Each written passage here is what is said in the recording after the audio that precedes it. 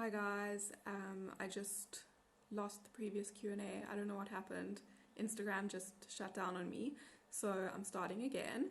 I'm going to start on the question that I was on. So someone asked me if I have any tips for vegan digestion issues, even when someone gets plenty of fiber, and how can you relieve bloating after a meal? So I think the tips that I would have would be specific to what your digestion issues are, which I don't really have more info about. So if you want to comment and provide me with a bit more info about what digestion issues you're having, then I can give you a little bit more insight. But definitely the right amount of fiber is important, like you mentioned, but also the right types of fibers. So you get soluble fibers and insoluble fibers, and you need to balance the types of fiber in your diet correctly in order to have good digestion. In terms of bloating after meals, if you're eating big volumes at your meal, that might be a cause of bloating. So I would suggest eating smaller meals more regularly.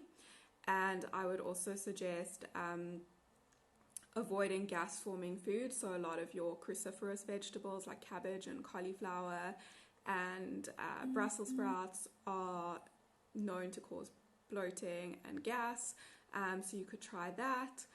And other than that, just make sure you keep your gut healthy. So have plenty of fiber, plenty of water, eat small regular meals. Don't do things or eat and drink things that are known as gut irritants. So things like caffeine and alcohol and spicy foods can really irritate your gut. And then also you could try take a probiotic and see if that helps you. A daily probiotic is always a good idea, and eat some fermented foods. Okay, next question. Hi to everyone who's joining. I'm just doing a live Q&A answering all your nutrition questions. If you have any questions, you can comment in the live feed and I'll be happy to answer them. Okay, so Natty Smith asked, what is your opinion on nuts? How much is too much and which nuts? Okay, so I think nuts are great. They're super nutritious, and I actually think people should try and include nuts in their diet on a daily basis. I always tell my patients to eat a serving of nuts every day usually. And the only thing with nuts is that they're very calorie dense. So if you're trying to lose weight and you're eating bags full of nuts, it might be counterproductive because they just are quite high in calories and they don't fill you up as much as things like fruits and vegetables because they don't have the water and fiber content that fruits and veg do. So I would just suggest having smart portion sizes when it comes to nuts. So usually I suggest a portion of about 30 grams a day, which is basically a small handful every day, like a closed handful of nuts. But if you are not trying to lose weight or you have very high calorie needs, then you could definitely have more nuts than that. You could have 60 grams a day or 90 grams a day. So it really depends on the person. Okay, and what else? Which nuts? Get a variety of nuts in. They all have different nutritional benefits. Almonds are full of calcium. Walnuts are full of omega-3s. What are my other favorites? Brazil nuts have lots of selenium in them. So just try get a variety of nuts. Use mixed nuts if you can, or rotate the types of nuts that you eat on a weekly or a daily basis. Okay, so then I got a question asking how to lose weight on a vegan diet.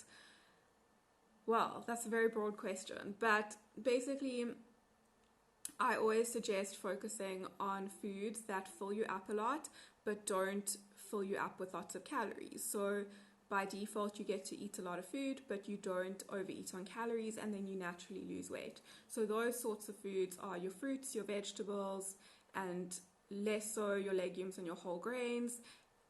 Nuts and seeds, as I said, are very calorie dense, and oils are very calorie dense, so you want to limit those as much as possible. So you want most of your diet to be made up of fruits and vegetables, and then the rest of your diet to be made up of legumes and whole grains with a little bit of nuts and seeds and healthy fats. Yeah, that's basically it. Amy asks, what is your opinion on fruit? I've heard some non-vegan dietitians suggest no more than 2 portions of fruit, if even that. Yeah, fruit is so controversial. I think fruit is amazing. I think most dietitians and nutritionists agree that fruit is very important nutritionally in the human diet. There are so many vitamins and minerals that we get from fruit that we don't get anywhere else. Specifically, in Australia recently, there was an outbreak of scurvy because people were scared to eat fruit, and scurvy is a vitamin C deficiency. So I would definitely recommend eating fruit. Fruit is great for weight management. It's great for disease prevention, specifically diseases like cancer and inflammatory conditions, because it has so many antioxidants in it. And I don't see fruit as a problematic food for weight gain. I know that a lot of dietitians advise limiting fruit because it can make people gain weight. I just don't see that in practice. I don't really see overweight people who are overweight because they're eating enough fruit. And population-based studies show that people who eat more fruit are always leaner. So I think fruit is great, and you can eat, I usually recommend 3 or 4 servings a day as a minimum. So yeah. Okay. I also had a question over here. Is gluten-free possible when going vegan? Of course, there's so many vegans who are gluten-free. A lot of my vegan patients are gluten-free, and it's super easy. If you're eating unprocessed foods and whole grains and legumes and fruits and vegetables and nuts and seeds, there are actually very few things that you would find that do contain gluten besides for the few gluten-containing grains. So I think it's completely doable, and yeah, there's no reason why you can't do a gluten-free vegan diet. Okay, make me pretty fertile, she says. Love these videos. What can I eat to help with low blood pressure? Low blood pressure, well, the only thing that really helps with low blood pressure diet-wise is salt and naturally salty foods. So things like tomatoes and celery actually have a naturally higher sodium content than most of your other vegetables, so you could try eat those. Yeah, I personally suffer from low blood pressure. It's always a healthy sign to have low blood pressure, by the way. Your blood pressure naturally increases as you age, so you do want low blood pressure when you're older. I mean, when you're younger, so that you kind of have a buffer for as you age. So yeah, there's nothing really to worry about unless it's so low that you're fainting or it's affecting your health in some way. But I would just suggest adding a little bit more salt to your food. A vegan diet can be really naturally low in sodium, and sometimes for a lot of people, they benefit from a little bit more sodium for blood pressure. Okay, hi to everyone who's joining. I'm just doing a live Q&A, answering all your nutrition questions. If you have any questions, feel free to comment and I'll be happy to answer them. In the meanwhile, I'm answering the questions that were left as comments on my last Instagram post. So Nina asks, is whole wheat pasta fine to eat often, or is it a very high calorie carb, or is it the same as eating rice? Pasta is not exactly the same as eating rice. It's basically a little bit more processed because it's not the grain in its whole form. So pasta is obviously made from wheat. The most wholesome form of wheat would be wheat berries, which would be the equivalent to like brown rice. So that would be the whole grain version of wheat.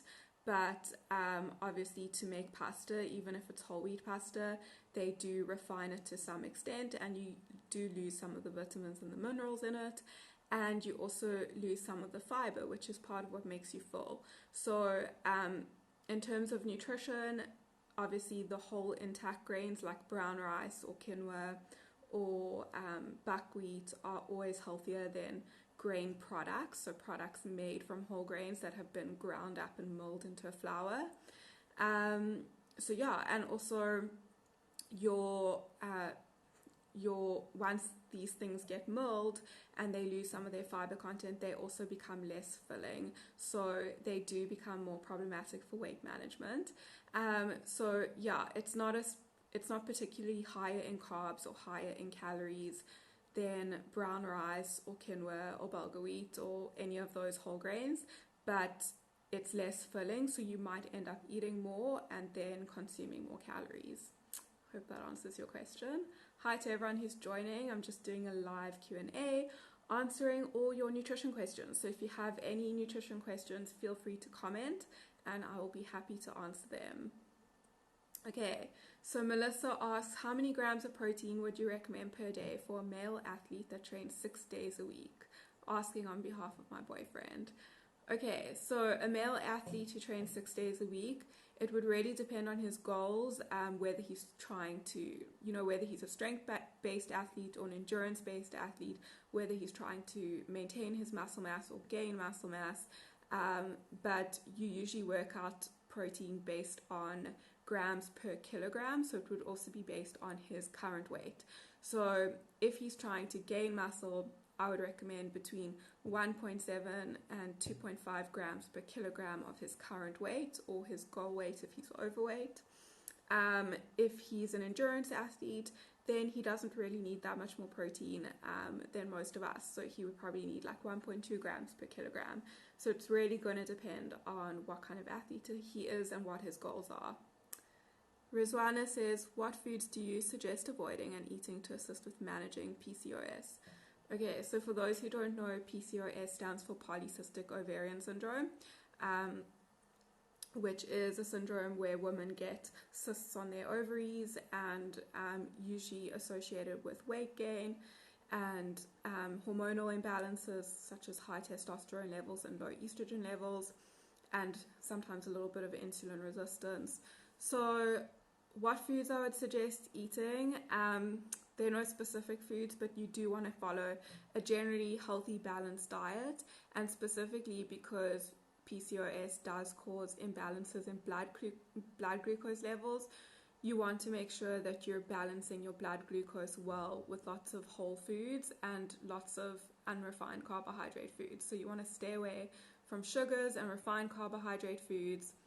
And yeah, that's basically it in terms of general recommendations. Lots of fruits, lots of vegetables, lots of hormonal balancing foods. So things like nuts and seeds and your leafy greens are really good for balancing hormones. So I would definitely suggest adding those to your diet. Ground flax seeds every day are great. Enough omega-3 fatty acids. And obviously if you're overweight, losing weight with PCOS really helps to manage the condition. Okay, Make Me Pretty Fit asks, do you believe in intermittent fasting? Yes, I think intermittent fasting is great. Depends on what you're using it for, but generally people use it for fat loss, and it definitely does aid in fat loss if you do it in the right way. So there's a lot of research to back that up. So yeah, if you're into intermittent fasting and you want to use it for fat loss, then it's definitely beneficial. You just obviously have to do it in a way that's sustainable for you, and in a way that balances your appetite. So a lot of people intermittent fast in a way that doesn't really work for them, and then they overeat when they do eat, and then they don't actually end up losing weight. So if you're doing it in the right way, it's great. Okay. Elizabeth asks, do you have recommendations to control or get rid of lipoma?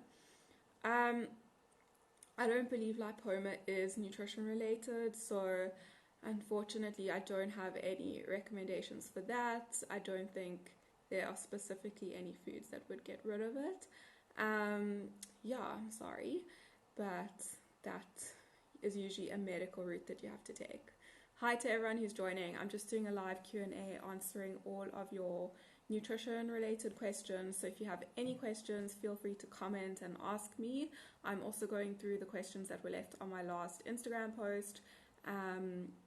Yeah, let's see what's next.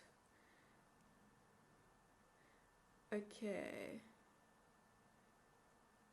So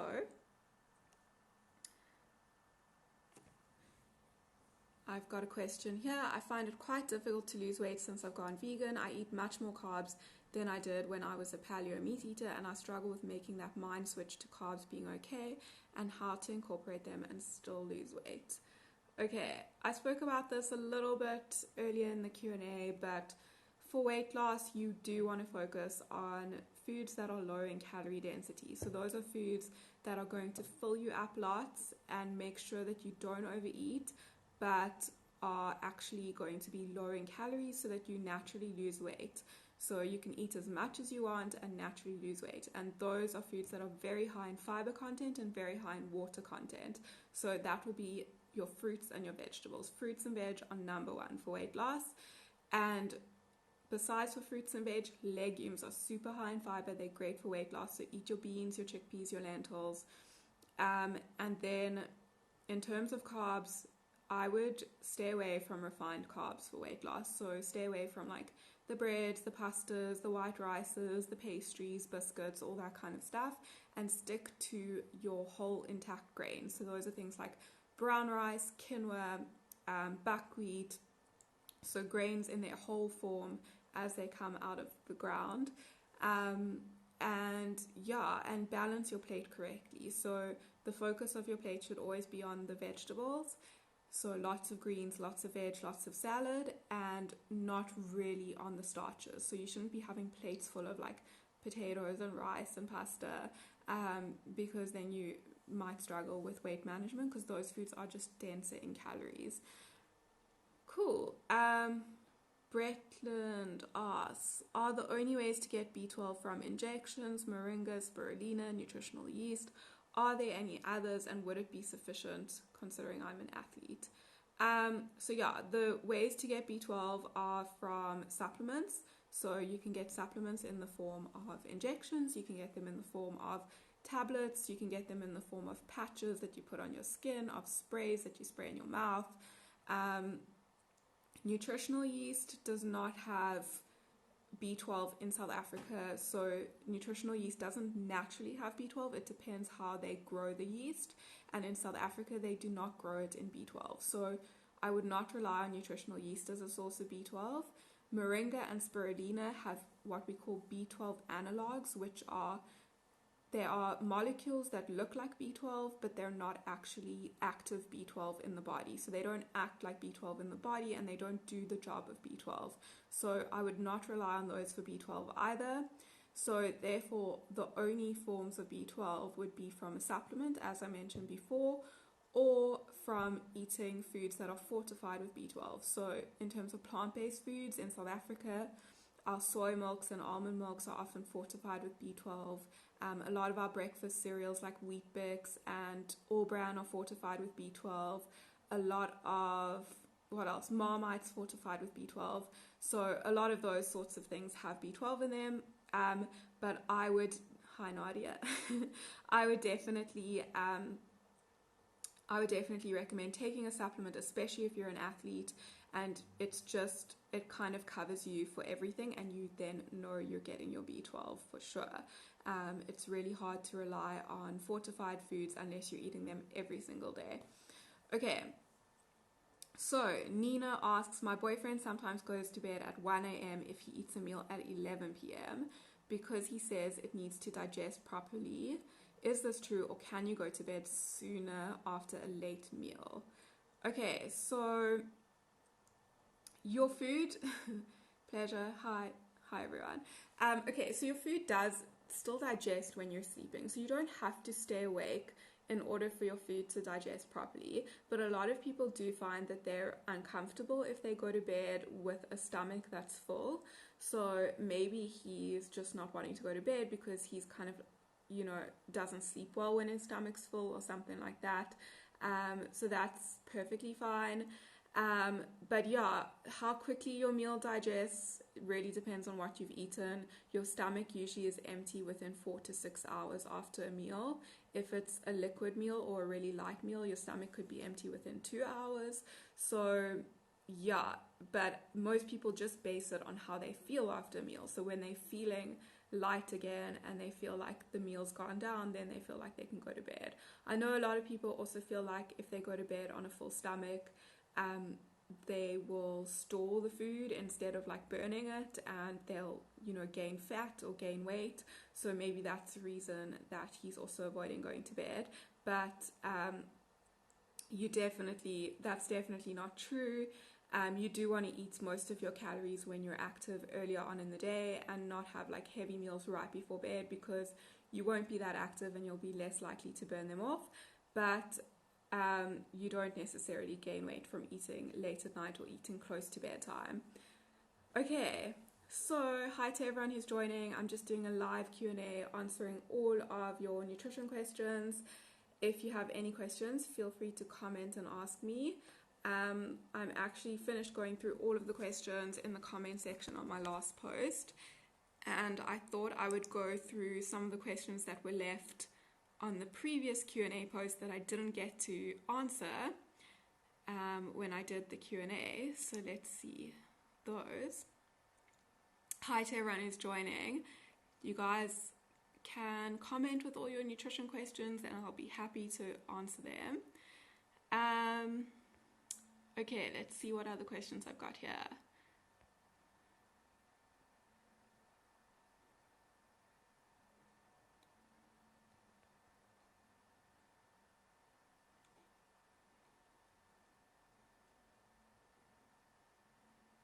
Okay. So here's a question. Someone asked me, what is the difference between taking a supplement and eating a fortified food? Surely they are the same if eaten with food. Asking with regard to calcium, as I often see the supplements are not recommended, but fortified foods are. So this is a great question. Fortified foods and supplements are exactly the same. Fortified foods are literally foods that have a supplement added to them during the processing. So for example, calcium, taking a calcium supplement or drinking almond milk that's fortified with calcium, it's the exact same thing. It's the exact same form of calcium. The reason why fortified foods are recommended is it's often more sustainable for people, and it's often more practical, and it often appeals to the public more. So for me as a health professional, if I tell someone to take a calcium supplement, they'll be a lot less willing than if I tell them to just drink some almond milk every day. So it just makes it a lot more doable for most people, but at the end of the day, it's the exact same form of calcium and it's the exact same thing. Same with B12. Okay, Miss Mitch. Hi Jessica, how many grams of fat per day would you recommend for weight loss?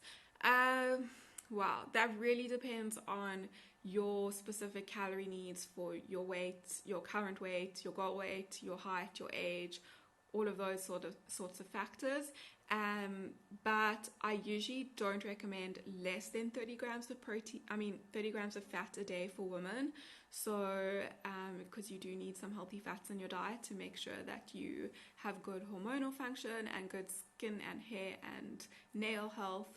So yeah, I would go with 30 grams a day as a minimum.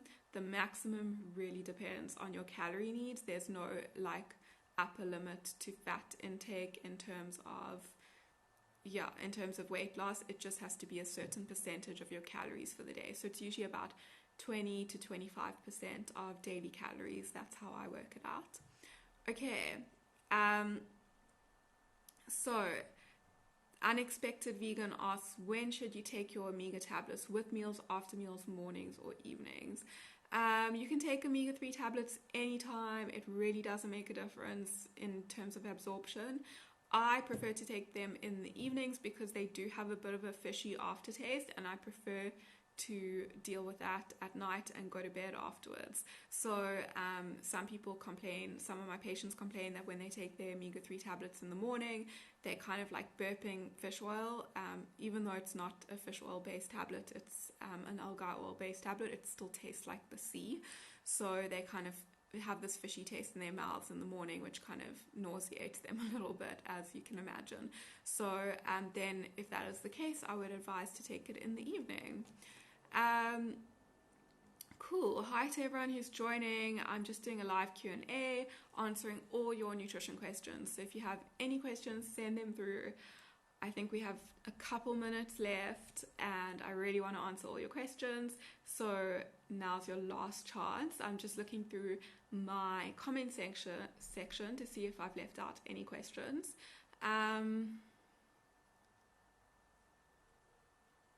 Okay.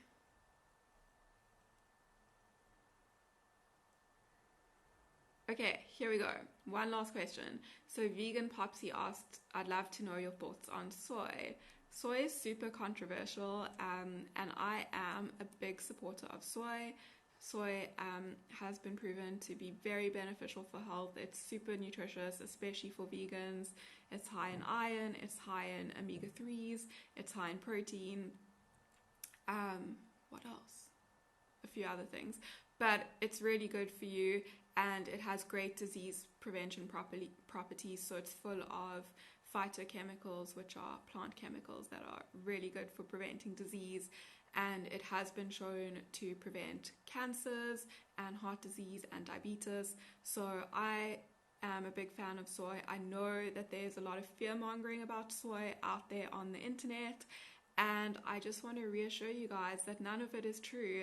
Soy is is really good for you. So there's literally no research out there to show that soy is harmful to human health in any way, besides for if you have a thyroid condition, in which case you should still eat soy, but you should make sure you're getting enough iodine in. So yeah, that is the only exception for when you should maybe have less soy or be cautious of how much soy you're taking in. Okay, Amy asked, do you suggest avoiding soy if you have PCOS? So again, for those of you who don't know what PCOS is, it stands for polycystic ovarian syndrome. It is a syndrome in women where you get cysts on your ovaries, and you often get a few hormonal imbalances that go along with it, as well as weight gain and acne and things like that. So do I suggest avoiding soy? No, I don't suggest avoiding soy. Soy has great properties which help balance hormones, especially in females.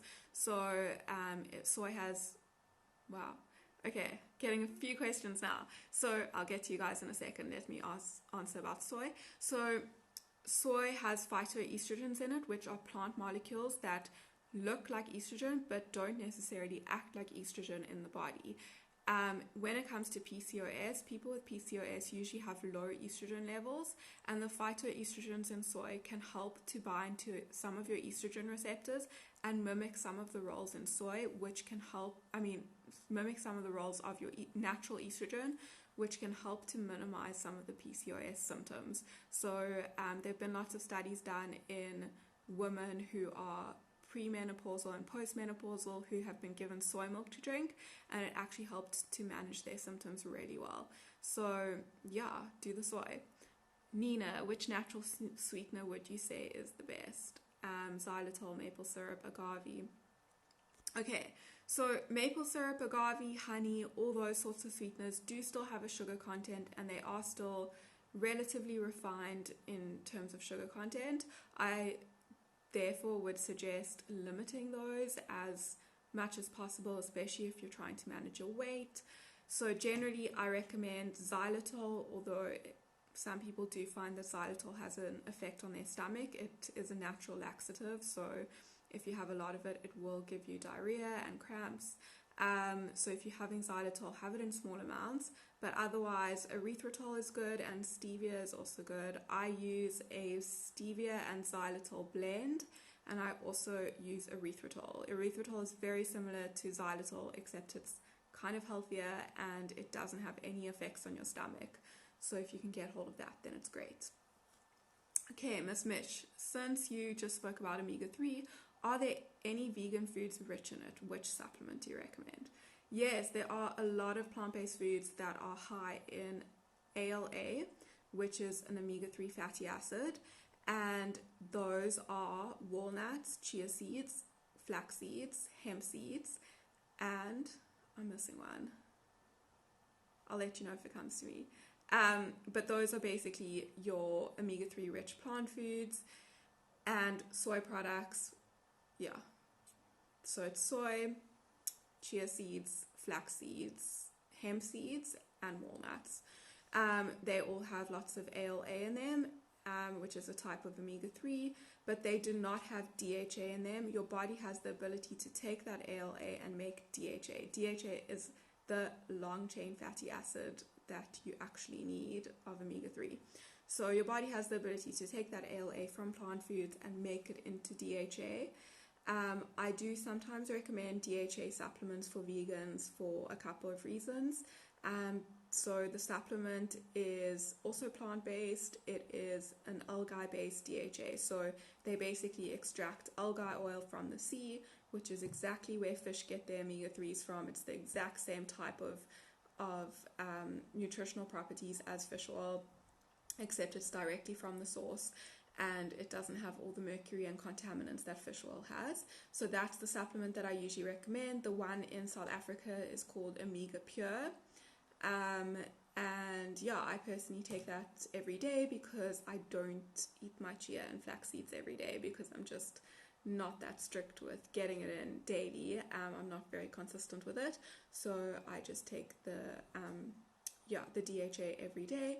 And that way, if you do have any issues with converting your omega-3 ALA into DHA, you are covering yourself too. So it's a good insurance policy. Okay. Hi to everyone who's joining.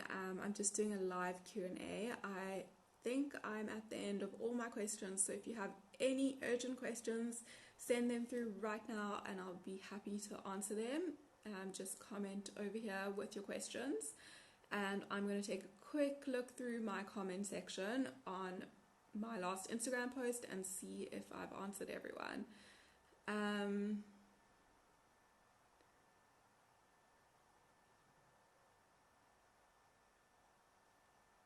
Cool. Yeah. So hi to everyone who's just joined. I'm doing a live Q&A. I've been answering everyone's questions and all the questions left in my last post, and if any of you have any questions, please comment with your questions right away because I'm going to wrap up this Q&A pretty soon. Okay, Rizwana, what's the difference between probiotics on the shelves versus those on the fridge? So there are claims that the probiotics that are in the fridge are live probiotics, which is true. So usually the ones that are kept in the fridge are live probiotics, which is really important. You want to make sure that you're taking live probiotics. But there are some probiotics that can be kept out of the fridge that are still live because they are enterically coated. So it just means it's a higher quality probiotic if it is live and it's kept in the fridge, and it's more likely to have a beneficial effect. So definitely look for live probiotics, but just because it's kept in the fridge doesn't mean, or just because it's kept out of the fridge doesn't mean it's not live. You really just need to read the label and figure out if it's a live probiotic or not. Cool. Thank you to everyone for all the questions. As always, I do this once a month, so I will be back next month, Nikita, answering all of your questions related to nutrition and vegan nutrition. So if you have any questions that you'd like me to answer next month, you can start leaving them in the comment section of the last post that I made, and I will make sure to answer them next month. So yeah, and I will obviously make sure to warn you next month a couple of days in advance so you have time to answer all your questions and you know what time to come on to the live feed to ask me your questions. Cool. I had so much fun chatting to you guys, and thanks for all the interaction, and I'll see you next month. Cheers. Have a great week ahead.